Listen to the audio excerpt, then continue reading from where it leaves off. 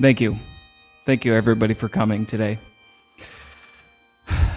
We gather here today to commemorate Sloppi Papi's team. You had redeemable qualities with a 1-2 punch of A.J. Brown and Jamar Chase, but you quickly turned your back on Jamar. And as a wise man once said, scared money don't make money.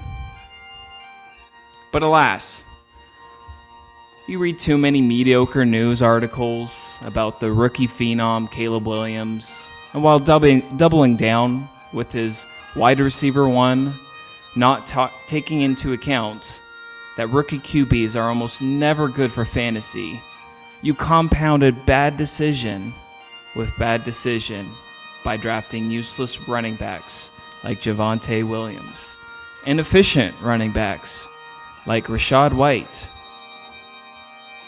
and running backs on the worst NFL team out there, Ramondre Stevenson.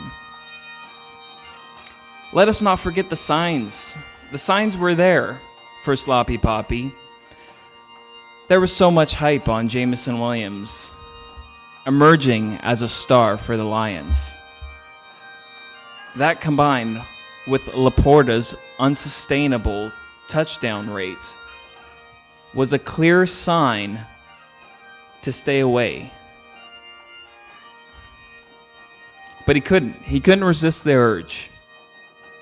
While this tragic story seemingly tells it all, you will be most remembered for being responsible for stacking Jay Jetta's Malik Neighbors, wide receiver one, and Jamar Chase for a wide receiver who's never finished above wide receiver 33 in a season, and a QB with a completion percentage just about 50%. Goodbye, Sloppi Papi. We appreciate your donation this year and hope you come to the draft with a better strategy next year. Rest in peace.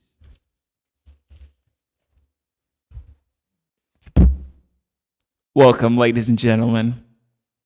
Sloppi Papi himself. Hope you're watching. Oh boy, what a great week. Feels good to be on top. But there's only one way from here. It's down. Ugh. I'm very, very happy with this year so far. It's so much more fun winning. Isn't that right, Eric? Eric, this podcast is for you. Now, besides your funeral, I've been doing a little bit of research. I don't know the exact time. No, we're not going to jump into that yet. I try to admit when I'm wrong. I think last week I said Eric was the Carolina Panthers. Carolina Panthers have hope. You, Eric, I found your new comparison. And I thought of it today and I was like, perfect. This is perfect. Eric is a spitting image of Mr. Unlimited himself, Russell Wilson. Now bear with me. We all know Eric won the COVID year, 2020. 2021 rolls around, his next following year after winning a championship. He goes 8-6. Makes the playoffs, but loses, only scoring 81.1 points. The following year, 6-8. Doesn't make playoffs. The year after that, another 8-6 year. I mean, he's got a winning record. Nothing's like, he's not wowing anybody, but he goes to the playoffs. I think he wins one, but I think the most he scored was 83.52 points. And then now he's starting off 0-3. We are in the Denver Broncos years of Russell Wilson with Eric. And the biggest reason why Eric is Russell Wilson is because Russell Wilson won his championship. And then shortly after that, he met Sierra. Eric wins his championship. And shortly after that, starts dating Lindsay. It has gone completely downhill since dating Lindsay.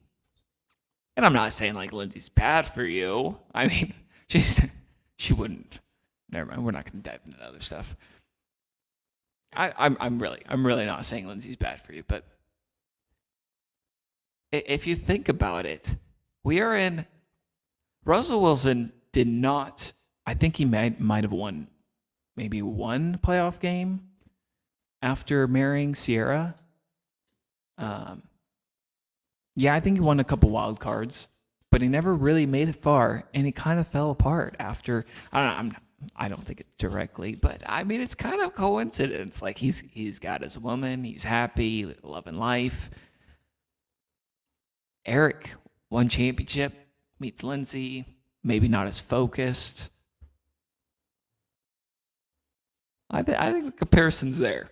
So, Mr. Sloppi Papi himself is Mr. Unlimited. Some more. I've got some more on Eric. I've got so much more. We'll get into here. I've got to pull up a few images here, but I think I'd like to talk about that trade. Austin seems to be a little upset about it, and I think Austin sort of has a valid point to be upset because maybe not. No, I would say there's some differences. So Austin's problem is we always give him shit about the Saquon. I think it hits home a little bit. I think he's a little sensitive to that. I mean, he knows that he took advantage of someone and won a championship off the back of that, and he feels like I'm doing the same thing. The only difference, though, is I'm doing it to a former champ. I mean, there's an asterisk there, but he's a former champ, so like he should know what he's doing. I mean, clearly not, but he should. So here, I'm going to pull up a few things. So this is this year's draft. I wonder if I can share here. Actually, I'm going to share my entire screen. Okay, and then let's do these. Eric, I think everyone comes in. Here we're going to go right here.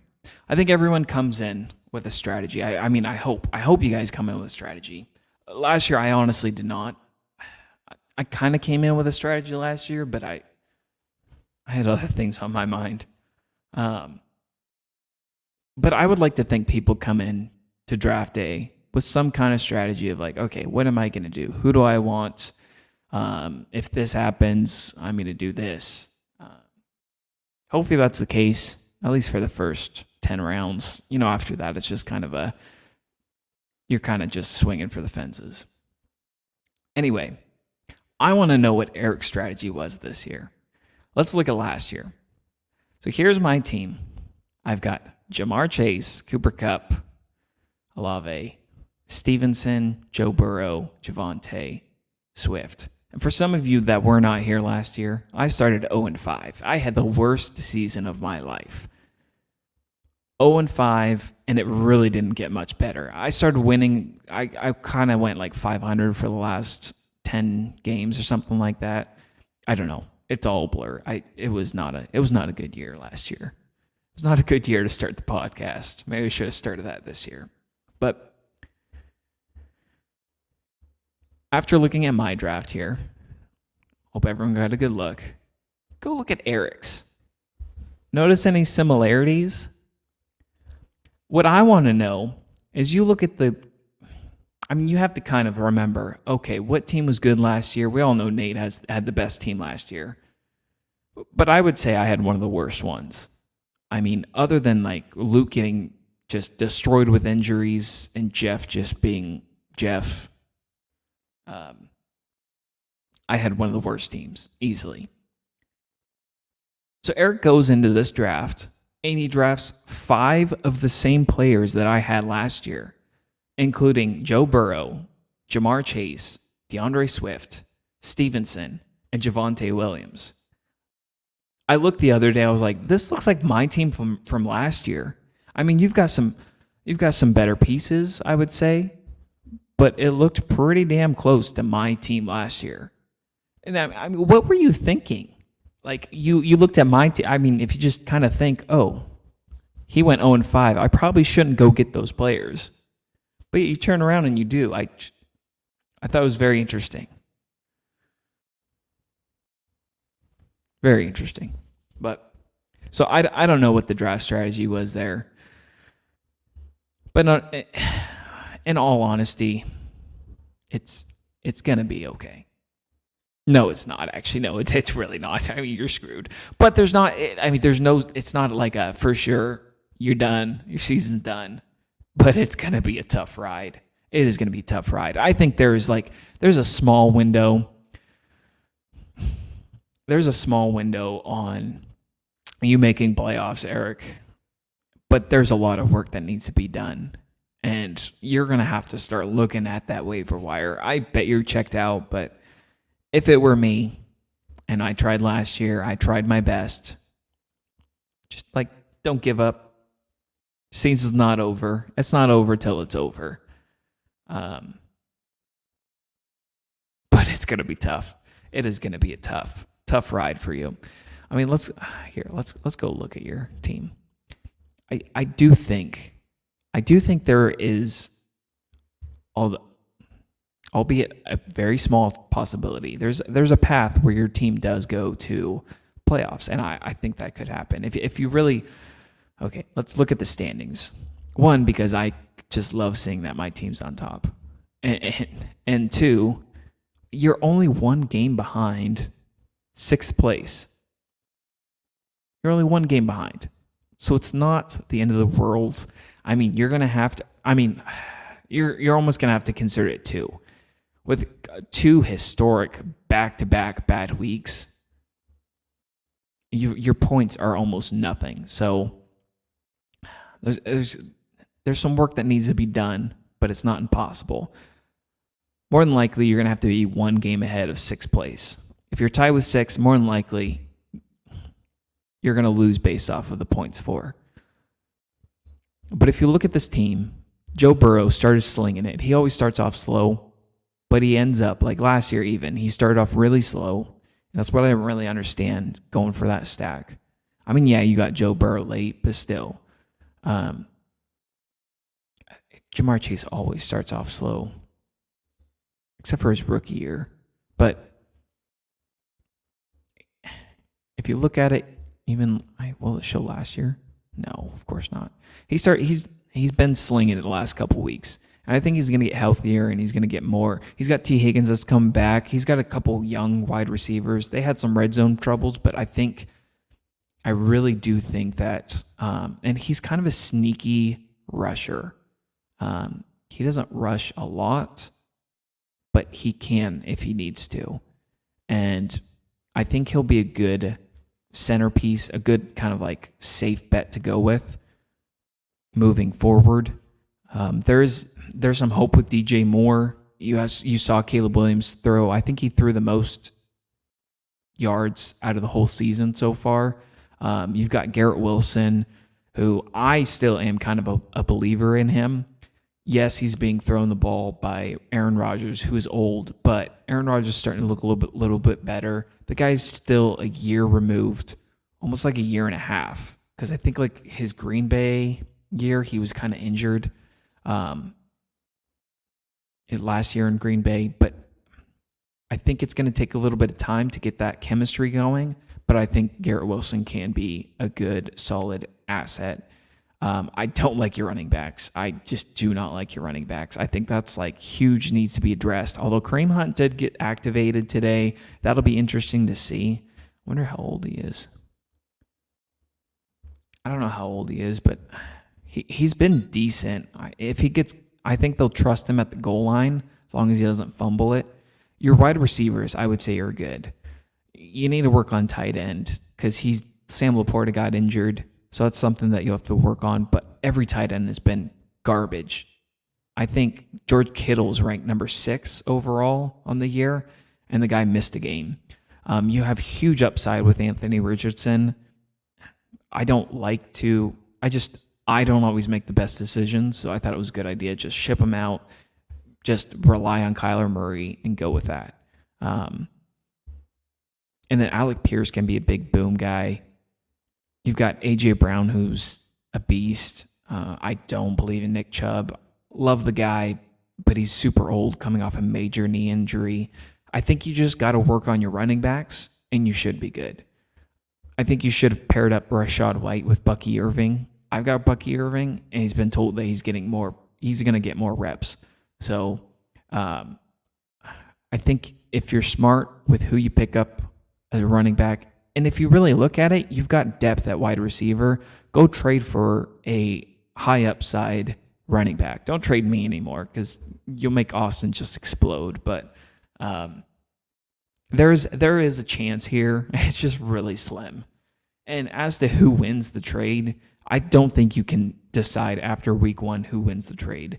If you look last year, Jamar Chase, he was good when Burrow was there, but he wasn't like ungodly great. Like he had one game where he had 3 touchdowns, but besides that, he really has not been like the Jamar Chase we think he can, or we know he can be, since his rookie year.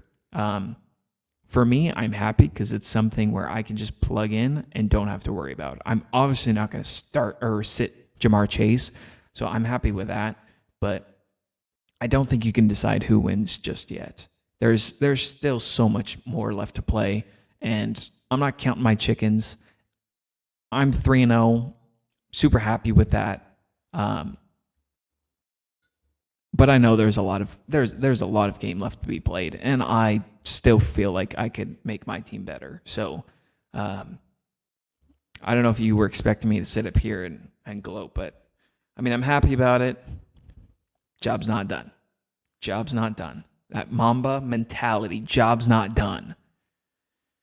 We'll look up the matchups. There's a few interesting matchups. I feel like it's been pretty even across the board for the first couple weeks, but this week we had some close matchups with Eddie and Dre. We had like the Kansas City Chiefs going against the Cincinnati Bengals right there. We got Eddie clutching out the win at the end with the touchdown from Kincaid. Oof.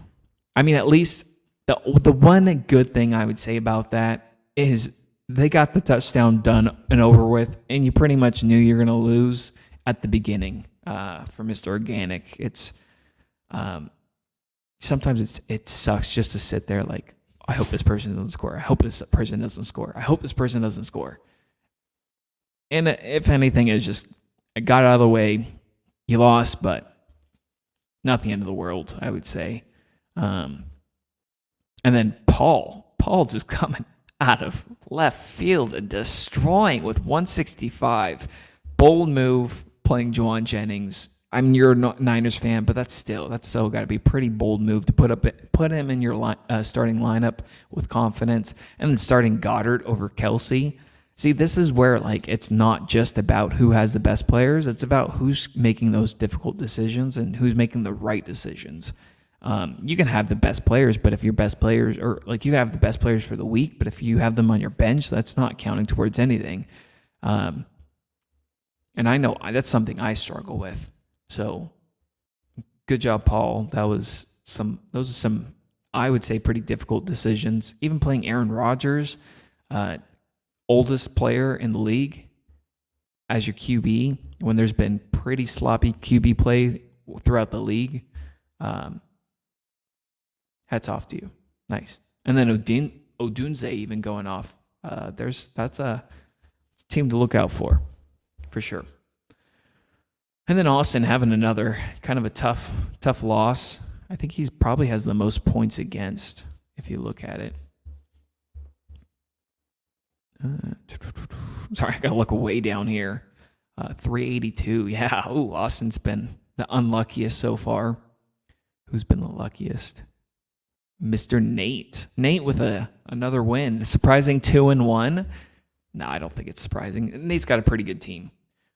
I'm just gonna go through. I'll go through power rankings, but I think Nate does have a really good team. You just got to figure out that RB2. Zamir White is not the guy. Travis Etienne, as inefficient and as he has been, Tank Bigsby, the backup, has been really good in my opinion, and he's been like taking advantage of the few snaps that he gets. But they don't care. They're still handing the ball off to Travis Etienne. So as long as he stays healthy, that's going to be a solid wide receiver, running back one. But there's no depth beyond that. So that's just something you got to figure out. Maybe you can go trade for one of Eric's mediocre running backs. Yeah, but good win by Nate. And congrats to Brian. Brian with his first ever win. Love that. Maybe not the prettiest win considering he was going up against the team with 50 points. And I looked back because I was like, okay, who's had like the worst week ever? And I mean, from what I can remember, it was me last year I think I scored 40 points. But I went back and I was like, okay, if this was half point PPR, would I have beaten Eric? And yes, I would have scored more than 50 if it was half point PPR. So yeah, that's a if you're considering the scoring system, this historically probably one of the worst, if not the worst score of the week, of any week ever. But congrats to Brian getting a win. Love to see that. Yeah, we'll go into power rankings. I really don't have too much. I had to go over those few things about Eric. Poor Eric. There's a part of me that does feel kind of bad, but there's a part that's so enjoying this. Oh, man. Yeah, I'm just going to dive right into it. I think my team's the best. Plain and simple. I'm 3-0, only 3-0. We've got a tough matchup this week with Mr. Organic. His team's been going off, so excited for the matchup. It'll be fun. And if I win, that's going to be pretty wild. If he's 2-2 with that kind of team and the amount of points that he's been scoring, which, I mean, leads me. I think he is the second best team. I think he's got one of the best QBs. I've said it all season. Rashee Rice is a wide receiver one. That running back stack, those are 2 top 5 running backs. I mean, I would have a concern about Amari Cooper if that team looks bad, but you've got depth, and I'd be worried about Christian McCaffrey too. But the nice thing is you're winning. If Christian McCaffrey comes in week 10, you're golden. You're good. But he supposedly went to Germany to meet with a specialist. I don't think that's the best sign, but I don't know. I mean, you could improve on tight end, but so could everybody else, honestly. And I went back and forth. I could almost put them at like the same. I would say same tier. Eddie, I've got you at 3. I know you just beat Mr. Organic, but there's some wide receiver concern here. Marvin Harrison, solid, good running or wide receiver, but Tank Dell and Devonta Adams just underperformed. You'll get Jonathan Brooks, so will be I think a solid, as long as they stay away from Bryce Young, he'll be a solid flex. And that's going to be a pretty scary running back trio there. But there's a wide receiver to concern, and Patrick Mahomes has just not played like Patrick Mahomes. He's not scored 20 points yet this year, and I feel like he should have. 4, the highest score of the week, Mr. Paul. Yes, Aaron Rodgers did good, but there's some concerns. I know you're a 49ers fan, but you cannot say that there's not a hangover. And yes, there's been injuries, but I think that's a direct correlation of them being in postseason after postseason after postseason. I mean, honestly, I'm surprised it hasn't happened at Chiefs, but I mean, you play those extra 3-4 games. I think it's 3. I don't know. But even like you play 3 extra games every year, you're playing like half of a season extra compared to everybody else. And these guys are getting old. I think it's kind of the start of the downfall to the 49ers. And I really think no one's really talking about it, but Kyle Shanahan, I think, is on the hot seat this year because they seem to have gone all in. Ayuka's played like dog shit. They've got Christian McCaffrey, who's been out. I mean, the guy has so many miles on him. They seem to have gone all in, and I don't think it's going to work. They're 1-2, but that's real football.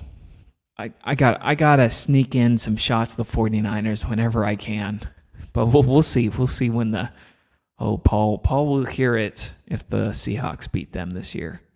That hasn't happened in a while, so we'll see. I think this is a really good depth team, and I mean, I'm convinced on Paul's ability to decide who to play, especially after this last week. You've got some up-and-comers that have been producing well. I mean, the guy's backup is Travis Kelce. And then he's also has TJ Hawkinson. So I feel like he's got a tight end advantage there. His backup quarterback is Justin Herbert. Not a bad option there. And Xavier Worthy can be a huge player. You've got Juwan Jennings, who just put up a 40-burger. There's a lot of depth on this team. Besides the 49ers, having so many 49ers, I do like it. I think it's a scary team. Someone definitely to watch out for. Number 5, and I might be disrespecting this team a little bit by putting them at 5. I look at this team and tell me where it's weak. Like, I can't, but Ayuka's not performed well. Nico Collins just had an off day. Jalen Hurts has been a turnover machine. But if we had to redraft right now, Saquon Barkley, if I would consider him 101. Guy has been an absolute beast. And it was so obvious. It was like staring us in the face. This guy's been a complete beast and has produced so well. And now he went from the worst offensive line to the best offensive line. Like, how did we as fantasy managers not see that? It's just kind of one of those duh moments. But this team's got depth. It's got good players. The only knock is if something happened to Jalen Hurts and you're having to hit the waiver wire. But there are not bad options. In a single QB league, there's not bad options out there. I might be too low on Austin, honestly. I keep second guessing myself on some of these. It's just so hard. And this is another one I kept going back and forth. I had an 8 at 6, but I feel like I'd be disrespecting. And you got to change your name. We'll come up with a new name. We'll come up with a new name here. Dre, I would definitely say you're 6. This is a solid team. Jane Daniels looking like the best rookie QB. Eric. Amon-Ra, really reliable. Drake London now 2 touchdowns in a row. Derrick Henry's heating up. David Montgomery's getting just carried to the end zone, literally. Brock Bowers, super solid tight end. And Brian Thomas looks like the real deal. And then besides that, there's good depth here. Jameson Williams has had one bad game. George Pickens, I think, is going to get more chemistry with Justin Fields. It's just a solid team. And then I honestly look at every single one of these, and yes, like I might think I have the best team, but there's a reason we play the game. Any of these teams can beat any of these other teams. I mean, you saw Juwan Jennings got picked up and then put up a 40-burger. Like anyone could go pick up one of those people. That's why I say like Eric's not over. It's not over. It's just going to be a tough ride. Starting 0-3 is really tough. But if I do recall, Austin did start 0-5 one year and then ended up winning the championship. So there's always some fate. If you start 0-6, okay, it's like for sure, it's for sure over. But it's not over yet. It's gonna be tough.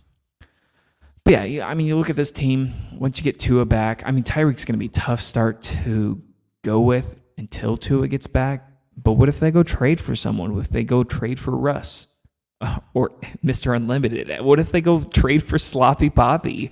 The guy can throw it down the field.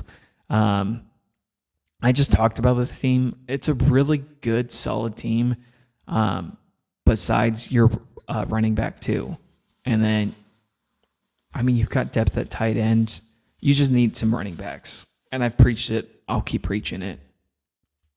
That's my opinion. Whitney, I have you at 8.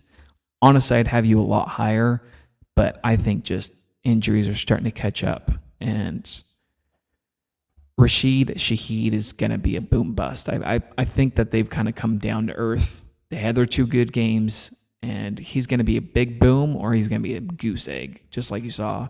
Trey McBride just got injured. I think it's just too many injuries to put you up any higher. Oh, my God, excuse me. Then you got Brian at 9. I think the last 2 are super obvious. Brian, this is actually a pretty damn good team if Ken Walker misses any more games, but I just don't have faith in you as a manager. Just gonna simply put it as that. You're a rookie. I can't put too much respect there. And then you need to change this damn photo. Change the damn photo. Put a gravestone on there. R.I.P. That would be more appropriate. We've already talked about this team. I mean, it's easily the worst team ever assembled in the history of this league. There's a path. There's a path where, let's say, Anthony Richardson starts throwing it accurately and starts rushing like a madman, like Lamar Jackson. The guy's 250 pounds. He's not easily, you can't easily tackle him. And let's say Caleb Williams starts just chucking it. They're like, all right, Caleb Williams, just go for it, chuck it down the field. Garrett Wilson gets chemistry with Aaron Rodgers. They go back to just feeding Rachaad White. New England ends up being a decent team, and he is the workhorse for that team. It's just, what if Drake May comes in and the guy is an absolute just dog, and that team ends up being a really good team? And then Sam Laporta turns into the Sam Laporta of last year. And then we saw Scary Terry, how we can be with Jane Daniels. There is a path where this team is good. It's just unlikely. All right. That's all I got for you guys. Appreciate you guys watching. Hope you guys enjoyed. I'm just going to reiterate, that is my favorite comparison, is Eric as Mr. Unlimited. The post Russell Wilson after Sierra. This is the post Eric after Lindsey.